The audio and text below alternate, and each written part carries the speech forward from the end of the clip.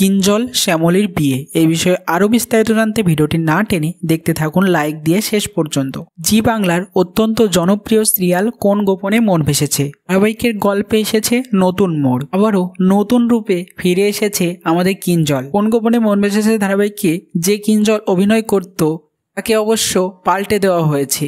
কারণ একটাই, কারণ সেই নায়ক এখন জি বাংলার পরিণীতা ধারাবাহিকের প্রধান নায়কের ভূমিকায় অভিনয় করছে। সে যাই হোক, যে কিঞ্জলকে দেখতে চেয়েছিলে তোমরা তাকে দেখতে পাচ্ছ না, তবে নতুন একজন কিঞ্জলকে আনা হয়েছে কোন গোপনে মন ভেসেছে। আর সেই কিঞ্জলই তো প্রথমে তোমাদের নিশ্চয়ই মনে আছে শ্যামলীকে ভালোবাসতো, তাকেই ভালোবেসে বিয়ে করতে চাইতো, কিন্তু মাঝখান থেকে কিঞ্জল হাওয়া হয়ে গিয়েছিল। তারপরই তো অনিকেতের সঙ্গেই বিয়ে হয়েছিল শ্যামলীর। সে যাই হোক, এখন আবার নতুন রূপে ফিরে এসেছে আমাদের কিঞ্জল। সে আবার শ্যামলীকে দেখে মনে পড়ছে তার সবকিছু, এবং সে তো এখনো ভালোবেসে যায়, শ্যামলীকে এখনো ভালোবাসে পাগলের মতো। তাকে আবার নতুন করে বিয়ে করতে চায়। শ্যামলীর সিঁথিতে সিঁদুর দেখে বলতে থাকে, এটা কি শ্যামলী, তোমার মাথায় সিঁদুর কেন?